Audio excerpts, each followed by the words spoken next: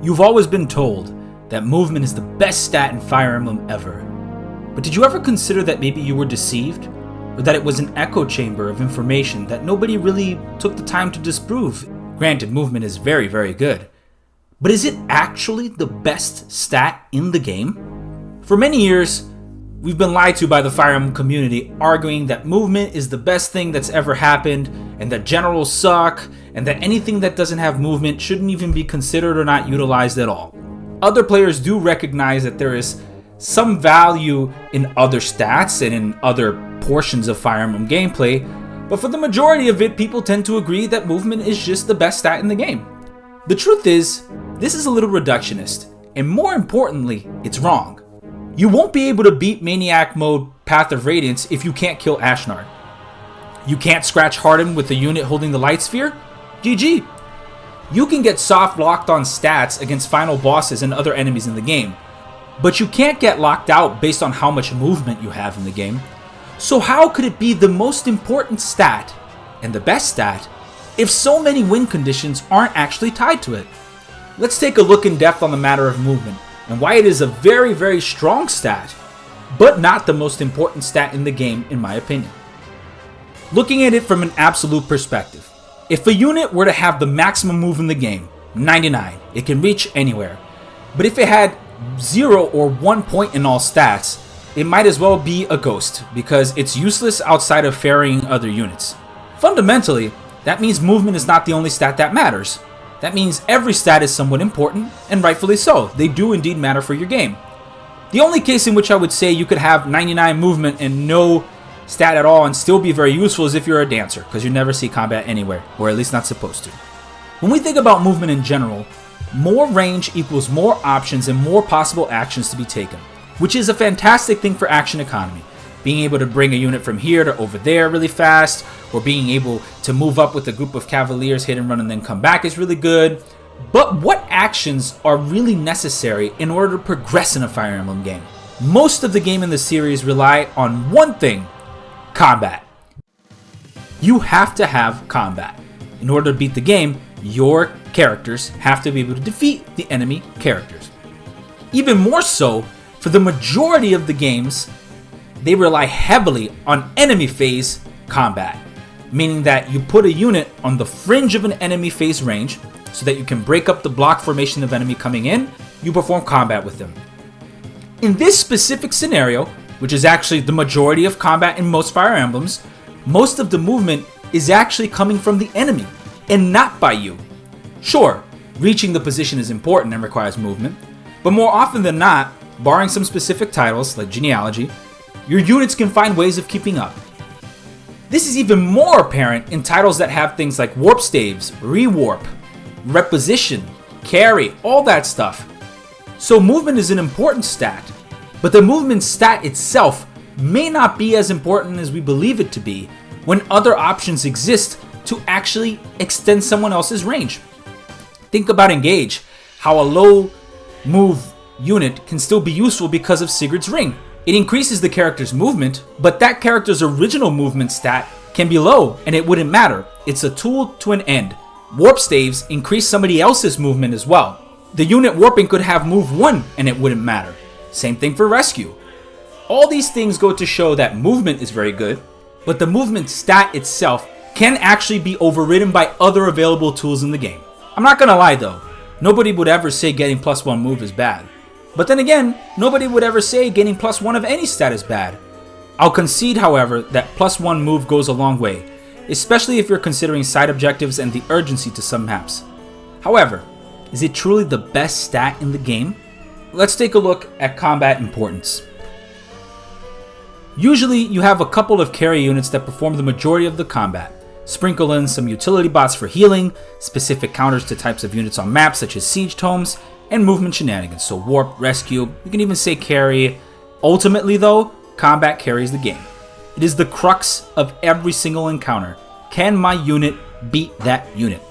This becomes particularly evident later on as the games start to progress in difficulty with more inflated stats and bosses. An example of this is something like New Mystery of the Emblem. On higher difficulties, it is sometimes preferable to reclass certain characters into swordmasters, berserkers, or snipers due to their higher offensive combat prowess. Even though they suffer a punishment in movement, it is safer to gain ground in a couple of turns than it is to try and blitzkrieg with high movement but no stats to back it up. The truth of the matter is, there's too much enemy density to deal with on player phase. Enemy phase strats have to be utilized in order to clear out enemies, and combat potential is more important in certain parts of the game. Now, granted, there are some cases in which you can warp skip, and there's always a way around this. But for the average player, you're going to move at a pace in which you can control and set the pattern of what you want to do. This is not to say that mountain units don't have value. As a matter of fact, paladins are fantastic and can contribute the majority of the game, and you'll probably prefer to have them. But even then, they're fantastic because their combat on specific characters is fantastic, like Sita, Pala, Katria, Chris. Looking at something like Path of Radiance, a heavily enemy phase dense game, especially towards the end. Even though the horses are fantastic, Canto is great and movement is superb, the majority of combat still takes place on enemy phase, where the enemy movement matters the most and yours matters 0. Once again, indicating that there must be a different stat that's accounting for this since you're not moving on enemy phase. All of the movement is being performed from the enemy. For half of the game, movement stat does not matter because the enemy is using their movement to reach you. Engage does a much better job at balancing movement by making the values increase slightly in between units and by adding other mechanics of being able to perform movement without actually using the movement stat. Like I said before, even 4 move units can get a boost by using Sigurd, so their movement stat is not as important due to the access of different tools that can push them forward.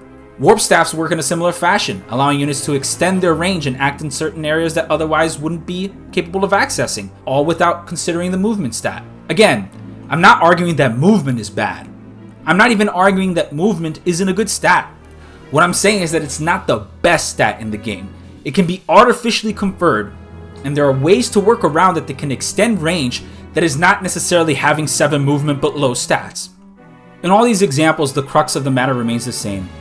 If you warp a unit to deal with multiple other ones, it will deal with it on enemy phase. And if that's the case, movement doesn't matter. But indeed, one other stat does,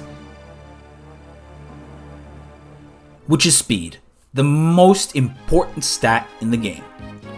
Why am I going to argue that speed is the best stat in the game? Well, let's look at the factors here. Speed thresholds are usually a very specific target for most Iron Man and LTC players for gameplay factors in which you try to ensure that doubling occurs.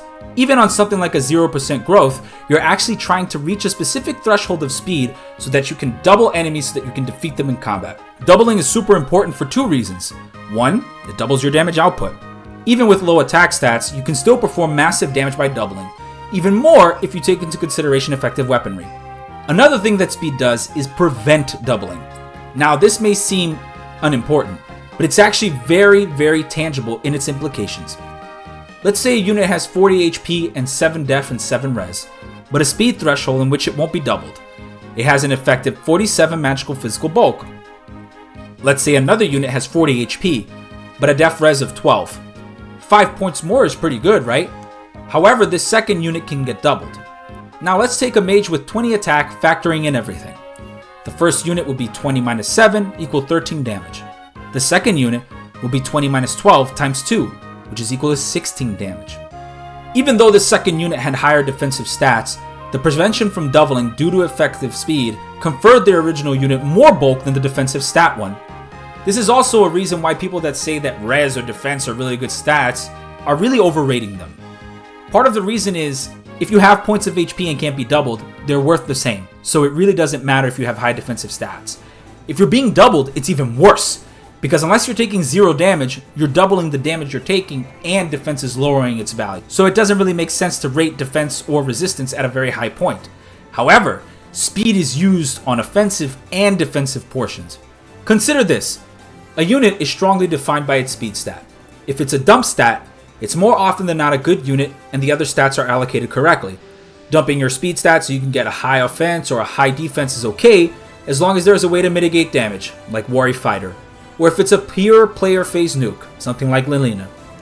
In this case, speed is irrelevant, but more important still, because independent of the enemy speed, you'll never get doubled. However, if you go all in on speed, you basically count every point of HP as an effective point of res and defense. Speed is the main affecting factor for dodge rates, and in specific Fire Emblems such as Three Houses, Binding Blades, Fates, and so on and so forth, dodging is the main mitigation factor of the combat performance of units. Ryoma is only as busted as he is for two reasons. Raijinto is one, but his ludicrous speeds allowed him to take advantage of all the mechanics of the game. Astra, Vantage, 1-2 range, pair-up gauge, dodge tank. He has pretty much everything, yet he is not a paladin. So what gives? It's mostly because Birthright is actually a heavy enemy phase centric game. Recently I did a Corrin playthrough and I didn't have access to Ryoma. The game was much more difficult than I expected it to be because I couldn't deal with the enemy density on enemy phase as well due to not having a unit that could perform 1-2 range combat at a high performance level. And if I did, I guarantee you I'd want a ninja with Saul so I could keep doubling and sustain while mowing down enemy units on enemy phase. Again, this is all due to speed, not because of movement. Even if the ninja couldn't kill a bulkier unit, it wouldn't die, because he still wouldn't get doubled. Even in the games where we think movement is key, like Marcus in FE7, it's still speed proving to be the carry stat. Marcus is as relevant as he is for the majority of the game due to his base speed. Again, one of the best usages of Speedwing is to give it to him, so he can hit new thresholds of speed and proceed to double a whole new set of enemies in the game. His combat potential starts to fall off ever so slightly, but his relevance with that Speedwing invested increases his utility for longer due to the effects of speed and doubling and avoiding doubles. It also increases his dodge rates and capability to survive for more rounds of combat. Ike in Radiant Dawn is either a fantastic unit if he gets the right speed level ups, or slightly short of one rounding a vast majority of the units in the game due to the speed threshold not being met. In his game, even though movement is great, combat potential is way more important in my opinion. Har, as an example, has a good speed stat that carries him for the majority of the game, up until the tower, where inexplicably he starts to fall off. Why? This is because he doesn't reach the necessary thresholds of speed.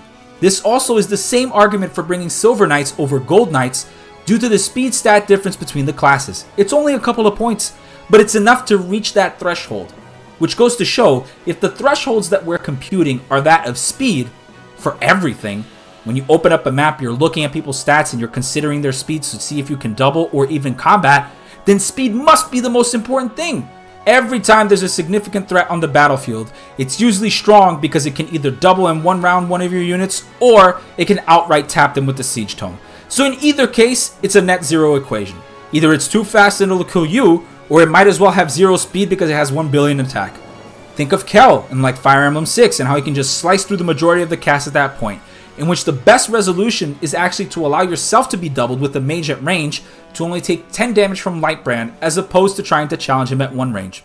The conclusion of this is simple. With enough speed, you increase a character's combat capabilities in both phases. Movement only works on one phase, yours. How could movement be the best stat in the game if it's only active for half of the game? And since we've pretty much said here that majority of combat occurs on enemy phase, barring some very specific titles, then in reality, the majority of that stat is not even being used. Characters that are good are only considered good because they reach specific thresholds to either double or avoid doubling because of their insane combat, or they shouldn't be seeing any combat at all, which are the case of staves, utilities, and dancers and healers. The majority of Fire Emblem gameplay does revolve around enemy phase strategies, which means that the speed stat will have a much more higher usage on average. This does not mean that speed is the only stat that matters. Doubling but doing 0 damage is still not fun, and we've all been there with Lapis. But all jokes aside, even Lapis is an easier unit to fix due to her speed being moderate. Yep, I'm backtracking on the Lapis viability here, I know. And her reaching specific thresholds easier if you desire to use her. There's a reason why the Lin Ring is considered one of the best rings in the game, and it's because it confers the necessary stats to reach the thresholds allowed for doubling on multiple characters. Ultimately, if a unit is not seeing as much combat, then movement is more important, especially for a player phase nuke like Lilina or some ranged cavaliers. But they don't want to get countered. They want to hit hard, they want to hit fast, and they want to get out. And even then, having more speed for them can increase their bulk on the off chance they have to take a hit or if they need to double something. Given that the majority of combat in most Fire Emblems is enemy phase centric, speed is going to be the best stat to have in the game. When you combine this with other methods of allowing units to get into positions, such as warp, reposition, or even if you want to argue the carry from rescue or whatnot, which is still movement being good, but you're not really using that unit to combat, you're just using them to ferry, so you could just be a taxi and you'd be okay. Even with all that, I guarantee you, speed will get you where you want to go, but just faster. This has been Axum. Please leave down in the comments below. Let me know what you think. Do you think I'm right? Do you think I'm wrong? Do you think that maybe movement has been overrated by the community? Do you think that speed has been underrated? Or maybe you believe that magic is the best stat? Or realistically, it's luck? Just let me know down in the comments below. Please leave a like and subscribe. Thank you guys so much for watching, and you guys have a wonderful day.